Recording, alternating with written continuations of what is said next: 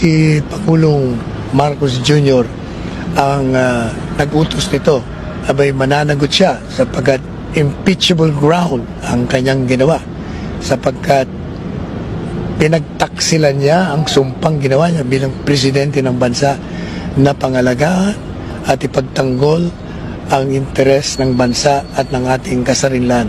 Pag isinuko mo kasi ang isang Pilipino batay sa isang mandamiento de arresto ng isang dayuhan na wala naman jurisdiction, isinusuko mo ang kasarinlan at territorial integrity ng bansa. At yan ay culpable violation of the Constitution. Ito lang pag-deprive mo ng mga abogado. Kaya yung sinasabi ni Presidente Duterte, 2 linggo na nakakaraan, na mukhang tayo ay patungo sa diktadurya. Ano bang patungo? Eto na yon. Nandito na tayo. Ang nangyari kay PRRD ay isang politika. Ito ay tungkol sa 2028 elections. Kailangang siraan nila si Presidente Duterte at si VP Sara upang silang dalawa ay mawala sa political horizon sa 2028. Okay, let me say this for the 100th time. I do not recognize the jurisdiction of ICC in the Philippines. I consider it as a threat to our sovereignty. Therefore, the Philippine government will not lift a finger to help any investigation that the ICC conducts. However, as ordinary people, they can come and visit the Philippines. Pero hindi kami tutulong sa kanila. In fact, binabantayan namin sila, making sure that hindi sila, that they do not come into contact with any agency of government. And if they are contacting agencies of government, nasasabihin yung whatever, policeman, local government, sabihin nyo, huwag nyo sasagutin. Yun ang sagot natin. That we do not recognize your jurisdiction, therefore we will not assist in any way, shape, or form any of the investigations that the ICC is doing here in the Philippines. Okay. Thank you, sir. That's it. She has said that she would like to help the ICC, but that's between her and the ICC. That's we do not. We still stay with our position that the ICC has no jurisdiction in the Philippines because we have a working police force, we have a working judiciary, and do not require any assistance in that regard. Former President Rodrigo Roa Duterte took off at 11:03 p.m. this evening and exited Philippine airspace. The plane is en route to The Hague in the Netherlands, allowing the former president to face charges of crimes against humanity in relation to his bloody war on drugs. The former president was earlier placed in government custody at Villamor Air Base after his common law wife, Hanilet Avancenia, and members of his entourage arrived at 9:20 this morning from Hong Kong on Cathay Pacific flight number CX-907. Mr. Duterte was arrested in compliance with our commitments to Interpol. Hours before his arrival, Interpol Manila received an official copy of the ICC warrant. This prompted the Prosecutor General of the Department of Justice to serve the warrant. Interpol asked for help, and we obliged because we have commitments to the Interpol, which we have to fulfill. If we don't do that, they will no longer help us with other cases involving Filipino fugitives abroad. This is what the international community expects of us as the leader of a democratic country that is part of the community of nations. So I'm sure that the details that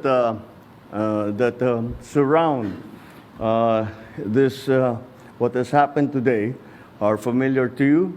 I just wanted to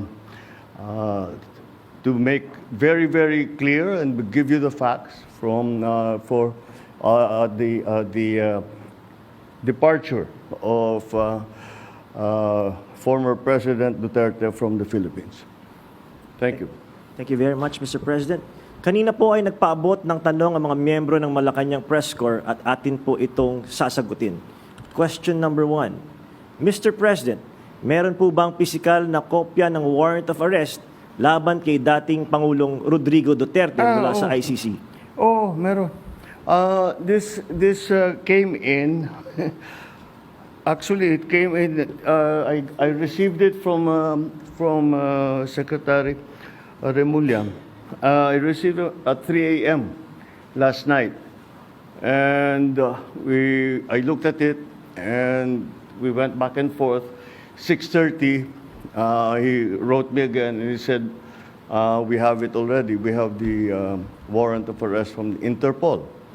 And I said, "Okay, we'll put all our plans into place, and sige, let's proceed as we had discussed." Now that's what's happened. So yes, there is a very clear document that will explain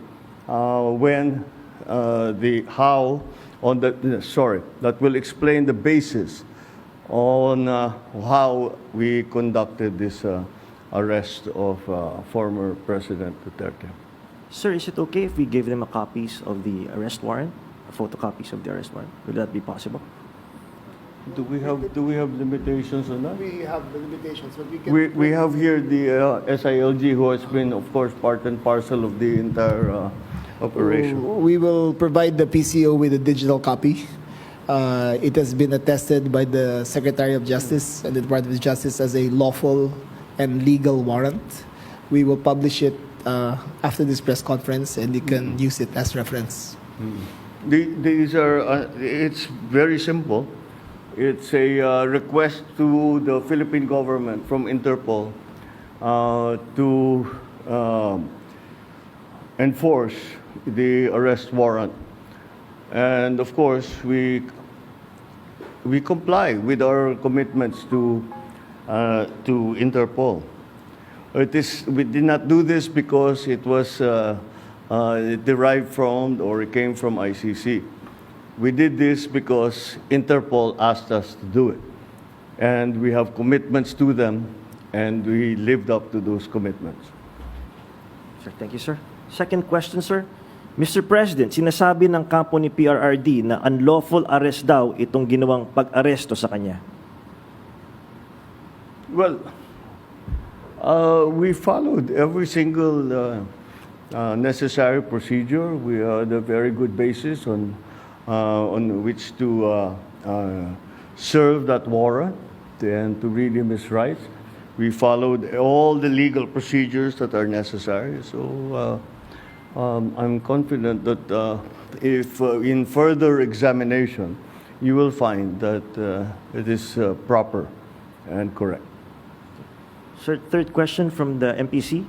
Mr. President, may violation ba ito sa ating soberanya, itong pagkaka-aresto kay dating Pangulong Duterte? No. Bakit naman? Dahil consistent naman tayo. Hindi tayo tumutulong sa investigasyon ng ICC. Meron tayong contact sa kanila, natural.